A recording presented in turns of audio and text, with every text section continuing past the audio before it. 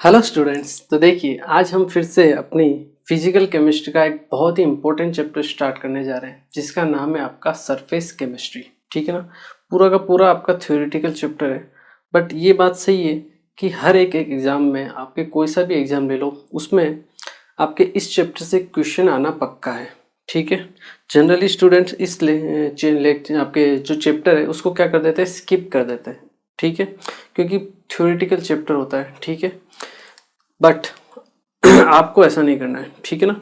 अगर आपको स्कोरिंग करना है, ठीक है, तो आपको ऐसे चैप्टर्स को बिल्कुल इंक्लूड करना चाहिए अपनी स्टडी में। ठीक है ना, क्योंकि ऐसे चैप्टर्स बिल्कुल इजी होते हैं। आपने थोड़ा सा ध्यान दिया, थोड़ा सा एफर्ट दिया, और आपके मार्क्स क्या हो सकते हैं, सिक्योर हो सकते हैं कम्प्लीटली यहाँ पे। ठीक है ना। इम्पोर्टेंट लेक्चर होता है, मतलब ये जो आपका चैप्टर है ये इम्पोर्टेंट चैप्टर होता है। ठीक है ना। तो स्टार्ट करते हैं हम अपने नए चैप्टर को, जिसका नाम है सरफेस केमिस्ट्री। ठीक है। तो देखिए, अगर हम बात करें इस चैप्टर की, तो नाम से हमें पता चल रहा है सरफेस केमिस्ट्री।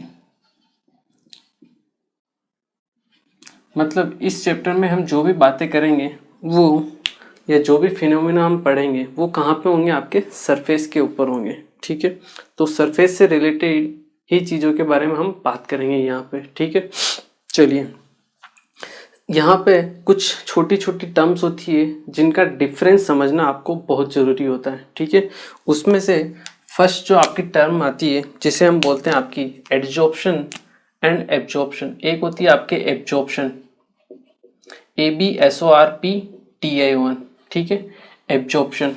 और एक टर्म होती है आपके एडजॉर्प्शन, ADSORPTION। ठीक है। ये दो टर्म होती है जिनको आपको डिफरेंस समझना बहुत ज़रूरी होता है। ठीक है।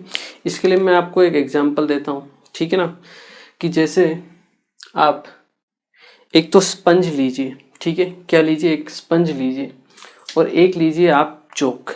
ठीक है। जो आपके पास इंक होती है, ठीक है ना, लिक्विड इंक, उसमें क्या कीजिए, एक में तो आप इस चौक को डिप कीजिए, और एक में क्या कीजिए, स्पंज को डिप कीजिए। ठीक है।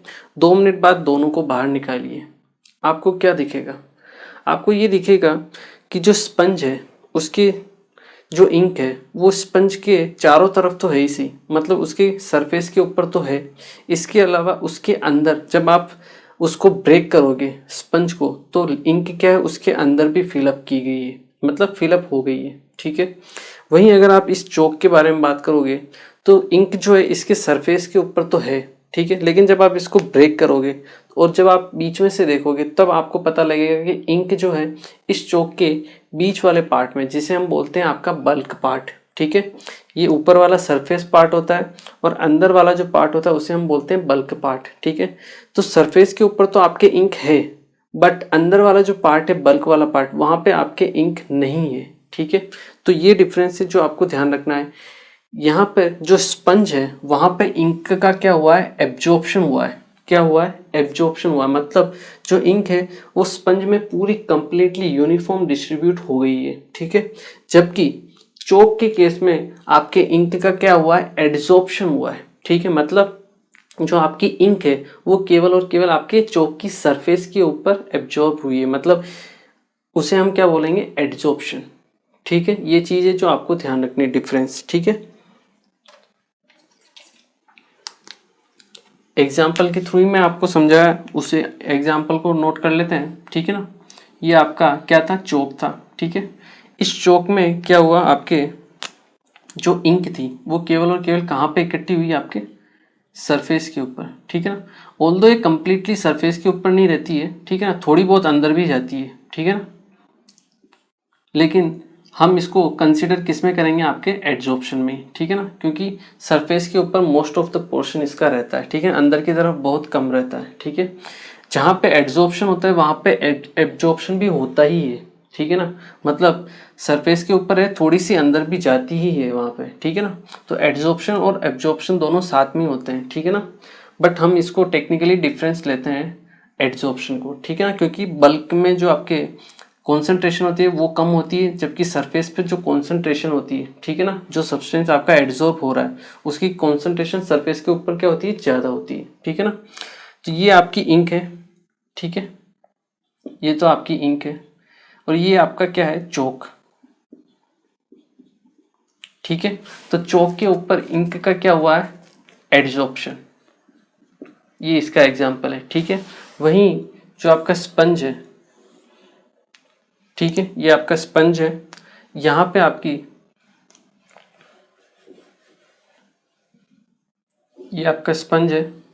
ठीक है, और स्पंज के चारों तरफ आपके सरफेस के ऊपर तो इंक है ही सही। ठीक है, इसके अलावा आपके जो अंदर वाला पोर्शन है, ठीक है, वहाँ पे भी आपके इंक फिलअप हो गई। ठीक है, मतलब इंक का यूनिफॉर्म डिस्ट्रीब्यूशन हो चुका है यहाँ पे इस केस में। ठीक है, ये आपकी स्पंज हो गई और ये आपकी क्या हो गई, इंक हो गई। ठीक है, तो ये हुआ आपका किसका एग्जाम्पल, एब्जॉर्प्शन का। ठीक है, ये चीज़ आपको ध्यान रखनी है। ठीक है, तो अगर हम बात करें एब्जॉर्प्शन और एडजॉर्प्शन की, तो हम एडजॉर्प्शन के लिए हम क्या कह सकते हैं कि this is the process. Adsorption के लिए हम बात करें, this is the process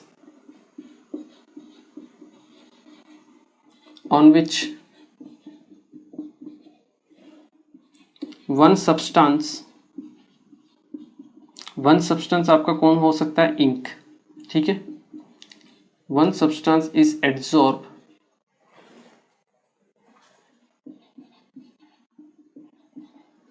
over the, और वन सब्सटेंस एडजॉर्ब नहीं लिखते हैं, in this process, this is the process on which one substance have higher concentration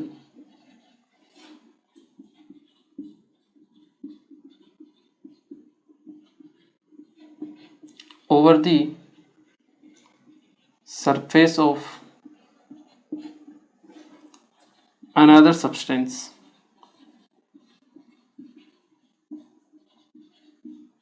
That is choke.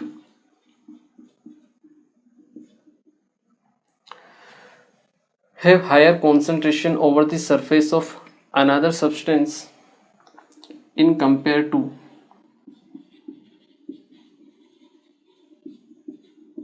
Bulk.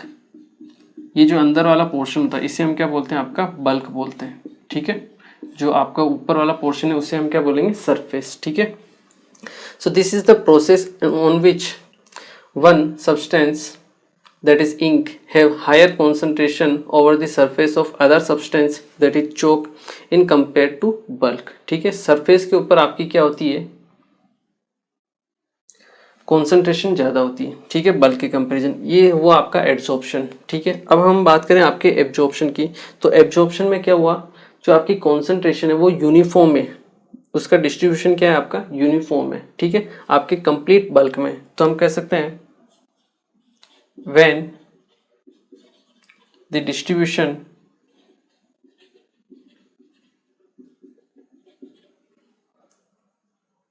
is uniform throughout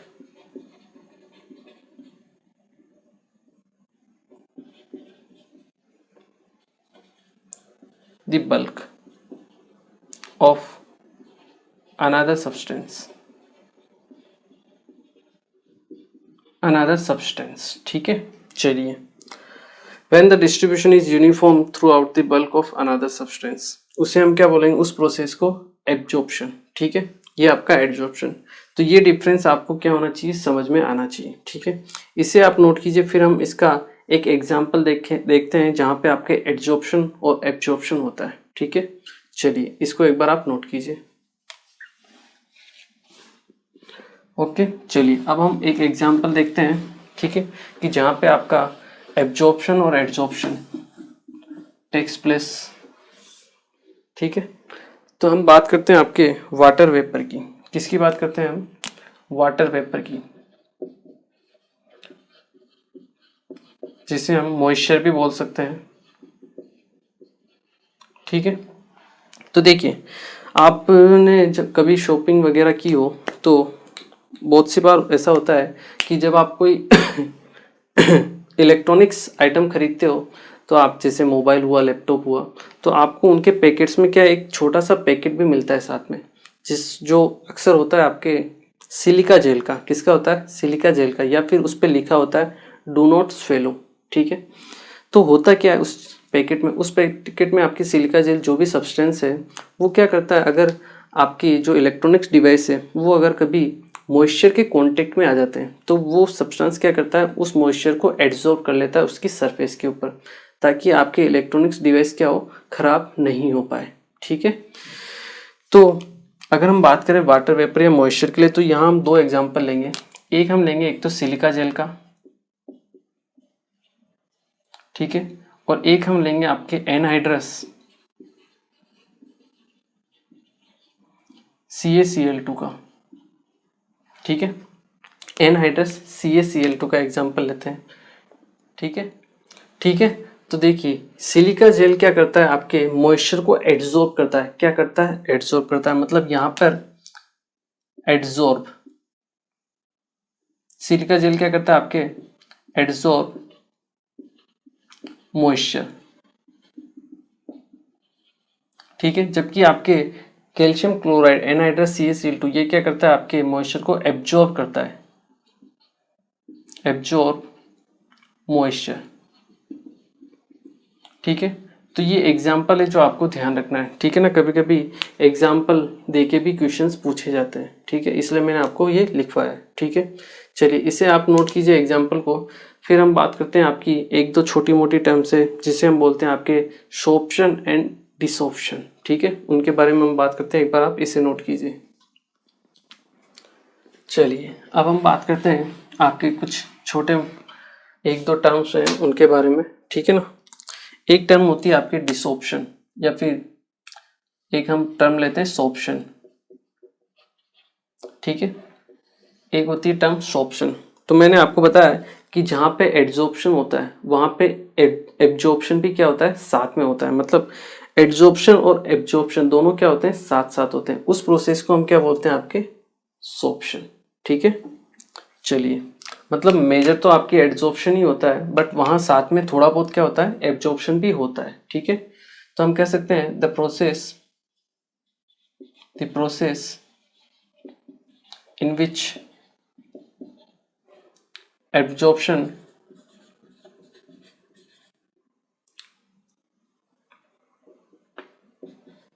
the absorption and adsorption occur simultaneously.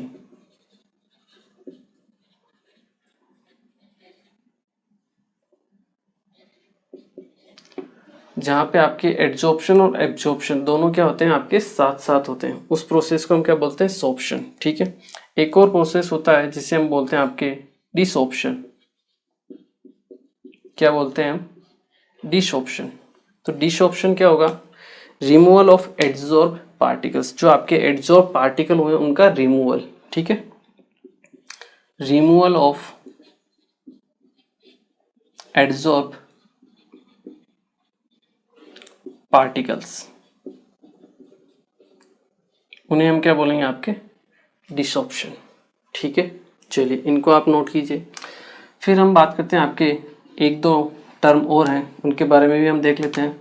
That is, एक होता है आपका adsorbate, एक होता है आपका एड्सॉर्बेट, एक होता है आपका एड्सॉर्बेंट, ठीक है। एक तो आपका होता है एड्सॉर्बेट और एक होता है एड्सॉर्बेंट, ठीक है। तो एड्सॉर्बेट हम उस सब्सटेंस को बोलते हैं जो आपके एड्सॉर्ब होता है। जैसे हमने इंक का एग्जांपल लिया था, इंक आपकी चौक की सरफेस पे एड्सॉर्ब हुई थी, तो इंक क्या है, यहाँ पे एड्सॉर्बेट है। और जो जिस सरफेस के ऊपर एड्सॉर्प्शन होता है उस सब्सटेंस को, उस सरफेस को या उस सब्सटेंस को हम क्या बोलते हैं, एड्सॉर्बेंट। मतलब चौक क्या है आपके लिए, एड्सॉर्बेंट है, ठीक है। चलिए या फिर आप सिलिका जेल वाला जो एग्जांपल है उसको भी रिलेट कर सकते हो, ठीक है। तो एड्सॉर्बेट हम किसे बोलते हैं, the substance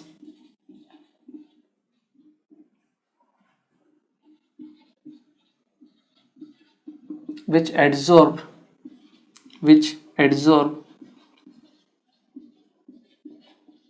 over the surface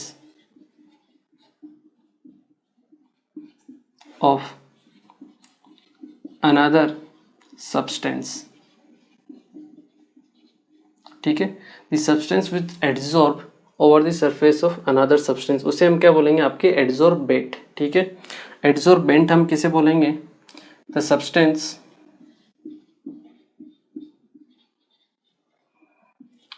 eight which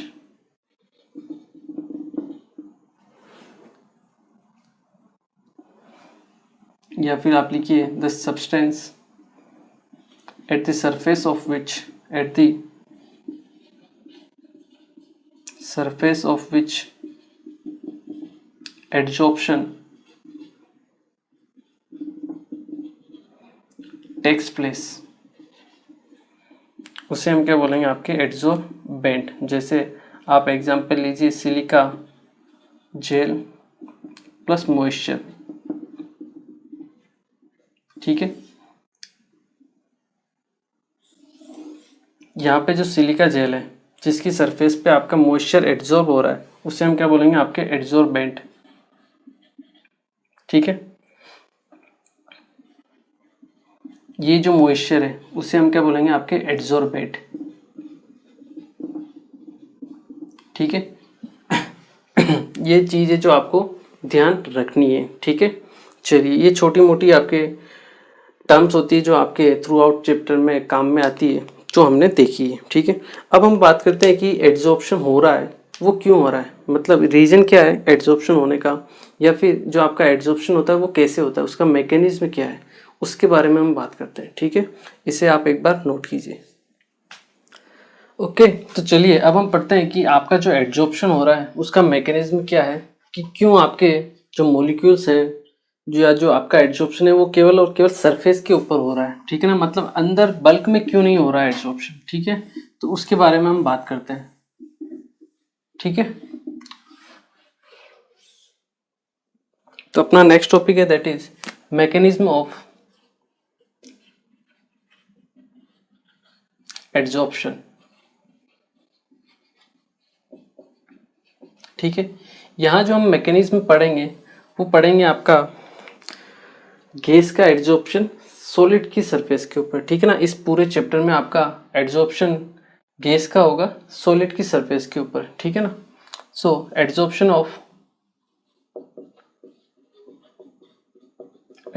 of gases over solid, ठीक है, इसके बारे में हम बात करेंगे, ठीक है। चलिए, इसको समझाने के लिए मैं आपको एक एग्जांपल देता हूँ, ठीक है ना। ये आपका एक स्विमिंग पूल है, ठीक है। इसमें क्या है, मैंने आपके 3-4 आदमी डाल दिए जिनको तैरना आता है, ठीक है, जो आपके क्या कर रहे हैं, तैर रहे हैं, ठीक है। अब इसी में आपके 3-4 आदमी और हैं जिनको तैरना नहीं आता है, ठीक है। तो अब ये जो 3-4 व्यक्ति हैं जिनको तैरना नहीं आता है वो क्या करेंगे, वो क्योंकि इनके ऊपर एक नीचे की तरफ फोर्स लगेगा, ठीक है, ग्रेविटी का फोर्स, तो उस वजह से ये नीचे जाएंगे। तो अपने इस फोर्स को बैलेंस करने के लिए वो क्या करेंगे, ये जो व्यक्ति तैर रहे हैं उनको उनको क्या करेंगे, खींचेंगे, पकड़ के नीचे खींचने की कोशिश करेंगे, जिसकी वजह से क्या होगा, इनके ऊपर एक ऊपर की तरफ फोर्स लगेगा और ये आपके ऊपर की तरफ आ जाएंगे, ठीक है। मतलब बात क्या हुई कि यहाँ पे जिसको तैरना नहीं आता है, ठीक है, जिसको तैरना आता है उसने तो क्या किया है, बैलेंस किया हुआ है अपने वेट को, जो आपका फोर्स लग रहा है ग्रेविटेशनल फोर्स, उसको बैलेंस किया हुआ है। जबकि जिसको तैरना नहीं आता है उसने क्या किया है, उसके ऊपर ग्रेविटेशन फोर्स हावी होगा, ज़्यादा लगेगा, ठीक है, और वो आपका नीचे की तरफ मूव करेगा। तो उसको बैलेंस करने के लिए जो आपका नीचे की तरफ फोर्स है उसको बैलेंस करने के लिए क्या करेगा, अपने आसपास की जितने भी व्यक्ति हैं उनको क्या करेगा, पकड़ के नीचे की तरफ खींचने की कोशिश करेगा, अपनी तरफ खींचने की कोशिश करेगा, ताकि ये खुद कहाँ आ सके, ऊपर आ सके, ठीक है। ये एग्जाम्पल है। इसको मैं आपको फिर से पढ़ाऊंगा, समझाऊंगा, ठीक है। पहले मैं आपको बताता हूँ कि एड्सॉर्प्शन कैसे हो रहा है, ठीक है, इसका मैकेनिज्म क्या है। तो देखिए, मान लो ये आपकी सरफेस है, सॉलिड सरफेस, ठीक है, ये आपके मॉलिक्यूल्स हैं, ठीक है।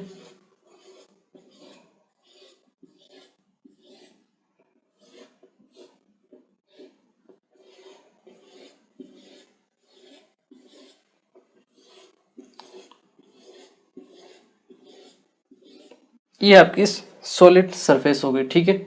ये मान लो आपके सेंटर एक मॉलिक्यूल हम लेते हैं, ठीक है। इस मॉलिक्यूल के ऊपर ये जो मॉलिक्यूल है वो भी अट्रैक्शन फोर्स लगाएगा, ये वाला भी लगाएगा, ये वाला भी लगाएगा, ये भी लगाएगा। मतलब इस मॉलिक्यूल के ऊपर चारों तरफ से क्या लगेगा, अट्रैक्शन फोर्स लगेगा, ठीक है। मतलब अगर इस मॉलिक्यूल के ऊपर सब तरफ से फोर्स लग रहा है तो यहाँ पे जो एफ नेट होगा, मतलब नेट फोर्स होगा, वो क्या होगा, 0 होगा, ठीक है। एक चीज़ तो ये जो आपका मॉलिक्यूल है ये बल्क में है, मतलब आपके सेंटर में, ठीक है, बल्क पार्ट में। अब हम बात करते हैं आपके सरफेस मॉलिक्यूल के लिए। ये आपका सरफेस मॉलिक्यूल है, ठीक है। तो देखिए सरफेस मॉलिक्यूल में क्या है, नीचे आपके बहुत सारे मॉलिक्यूल्स हैं, तो वो क्या करेंगे, नीचे की तरफ अट्रैक्शन फोर्स लगाएंगे, ठीक है। जो भी आपका फोर्स लगेगा उसको लगाएंगे, अप्लाई करेंगे, ठीक है। बट इनके ऊपर कोई भी मॉलिक्यूल नहीं है, तो इनका जो बैलेंस, जो आपका फोर्स है वो क्या है, अनबैलेंस है, ठीक है। इन फोर्स को हम रेजिडुअल फोर्स भी बोलते हैं, या फिर हम बोलेंगे आपके अनबैलेंस फोर्स या रेजिडुअल अनबैलेंस फोर्स, ठीक है, जो आपके नीचे की तरफ अप्लाई हो रहे हैं, ठीक है। अब इनको बैलेंस करने के लिए ये क्या करेंगे, सरफेस के मॉलिक्यूल, हम बात करते हैं एड्सॉर्प्शन की, गैसेस ओवर सॉलिड। तो इन फोर्स को बैलेंस करने के लिए मान लो अगर इनके आसपास कोई भी गैस मॉलिक्यूल आता है, तो ये जो सरफेस के मॉलिक्यूल्स हैं वो क्या करेंगे, इन गैस मॉलिक्यूल्स को अपनी तरफ अट्रैक्ट करेंगे, खींचेंगे, ठीक है। जैसे स्विमिंग पूल वाले एग्जाम्पल में था कि जिसको तैरना नहीं आता है वो व्यक्ति क्या कर रहा था, जिसको तैरना आता है उस व्यक्ति को पकड़ के खींच रहा था, ठीक है, ताकि वो अपने जो डाउनवर्ड पुल वाले जो फोर्स है उसको बैलेंस कर सके, ठीक है। सेम इसी तरह यहाँ पे जो आपका डाउनवर्ड पुल फोर्स है, that is residual unbalance force, उसको बैलेंस करने के लिए सरफेस के मॉलिक्यूल्स क्या करेंगे, ऊपर से जो आपके गैस के मॉलिक्यूल्स हैं उनको अपनी तरफ अट्रैक्ट करेंगे, ठीक है। और जैसे उनको अपनी तरफ अट्रैक्ट करेंगे, यहाँ पे वो आके गैस के मॉलिक्यूल्स इकट्ठे हो जाएंगे, ठीक है। और इसी प्रोसेस को हम क्या बोलते हैं, आपका एडजॉर्प्शन। क्या बोलते हैं, एडजॉर्प्शन। अब ये बाकी पैकिंग के ऊपर भी डिपेंड करता है कि ये जो गैस के मॉलिक्यूल्स है ये आपके अंदर की तरफ भी फिल होते हैं, ठीक है। ये बाकी पैकिंग की तरफ, पैकिंग से रिलेटेड है, ठीक है। पर मोस्टली जो आपकी कॉन्सेंट्रेशन होगी वो कहाँ पे होगी, सरफेस के ऊपर होती है, ठीक है। तो ये चीज़ आपको ध्यान रखनी, ये होता है प्रोसेस आपके किसका या मैकेनिज्म होता है किसका, एडजॉर्प्शन का, ठीक है। ये प्रोसेस आपको समझ में आना चाहिए कि एडजॉर्प्शन क्यों होता है। एडजॉर्प्शन का रीज़न क्या है कि जो आपके सरफेस के मॉलिक्यूल्स है वो अपने अनबैलेंस फोर्स को बैलेंस करने के लिए क्या करते हैं, गैस के जो मॉलिक्यूल्स हैं उनको अपनी तरफ अट्रैक्ट करते हैं, इस वजह से आपका एडजॉर्प्शन होता है। क्लियर है, चलिए इसके लिए हम थोड़ी सी थ्योरी लिख लेते हैं ताकि आपको बाद में पढ़ने में आसानी रहे, रिवाइज करने में आसानी रहे, ठीक है। तो हम क्या कर सकते हैं इस प्रोसेस के लिए, ठीक है ना, here the molecule present in bulk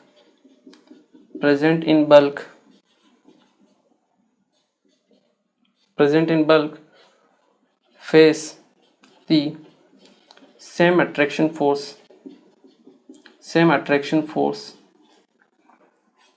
from all sides, ठीक है। सो एफ नेट जो होता है यहाँ पे 0 होता है, ठीक है। एफ नेट क्या होगा, आपके 0 होगा, ठीक है। यहाँ अगर हम बात करें, here the molecule present in or present on the surface experience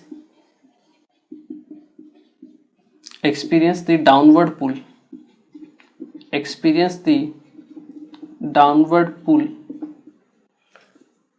due to the residual unbalanced force जो किसके जरिए लग रहा है, आपके जो दूसरे मॉलिक्यूल्स है वो क्या कर रहे हैं, आपके डाउनवर्ड पुल अप्लाई कर रहे हैं, ठीक है ना। Experience the downward pull due to the residual unbalance force applied by other molecules, ठीक है। Experience the downward pull due to the residual unbalance force, ठीक है, अप्लाइड बाय अदर मोलिक्यूल्स। तो इस डाउनवर्ड पुल को या जो आपका रेजिडुअल अनबैलेंस फोर्स है उसको बैलेंस करने के लिए ये क्या करते हैं, जो आपके गैस के मोलिक्यूल्स हैं उनको क्या करते हैं, अपनी तरफ अट्रैक्ट करते हैं, ठीक है। सो to balance these residual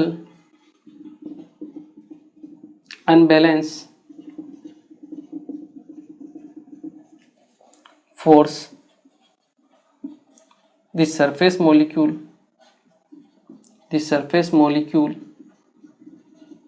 attract the gas molecules over the surface and due to this adsorption takes place, और इसी वजह से आपका एडजॉर्प्शन होता है, ठीक है।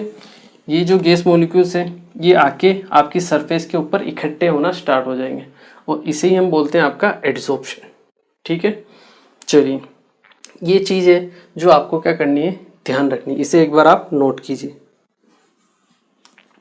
ओके, तो देखिए आज के लेक्चर में हमने बात की अबाउट कुछ थ्योरीज के बारे में बात की, ठीक है ना। सबसे इम्पोर्टेंट तो थी आपकी एब्जॉर्प्शन और एडजॉर्प्शन में क्या डिफरेंस होता है वो आपको समझना है, ठीक है। उसके बारे में हमने बात की। उसके बाद हमने बात की कि कौन कौन से आपके उसके एग्जाम्पल भी हमने देखा। शॉर्प्शन, डिसॉर्प्शन, ये आपकी छोटी मोटी टर्म्स होती है जिनको आपको पता होना चाहिए। एडजॉर्बेट क्या होता है, एडजॉर्बेंट क्या होता है, ठीक है। और लास्ट में हमने बात की आपके मैकेनिज्म ऑफ एडजॉर्प्शन की, कि एडजॉर्प्शन जो होता है वो कैसे होता है, उसका प्रोसेस क्या है, ठीक है, वो हमने यहाँ पे देखा है, ठीक है। थ्योरेटिकल चैप्टर है, ठीक है ना, तो यहाँ पे हम लेक्चर्स भी क्या करेंगे, थोड़े से छोटे ही रखेंगे, ठीक है ना, ताकि आपको याद रखने में आसानी रहे। बड़ा लेक्चर होगा तो याद रखने में आसानी नहीं हो पाएगी, ठीक है। तो आज के लेक्चर को हम यहीं फिनिश करेंगे। नेक्स्ट लेक्चर हम इसी से रिलेटेड कुछ और प्रॉपर्टीज़ के बारे में बात करेंगे, एडजॉर्प्शन से ही रिलेटेड, ठीक है। तो मिलते हैं फिर नेक्स्ट लेक्चर और अपने चैप्टर को आगे कंटिन्यू करते हैं। Thank you very much.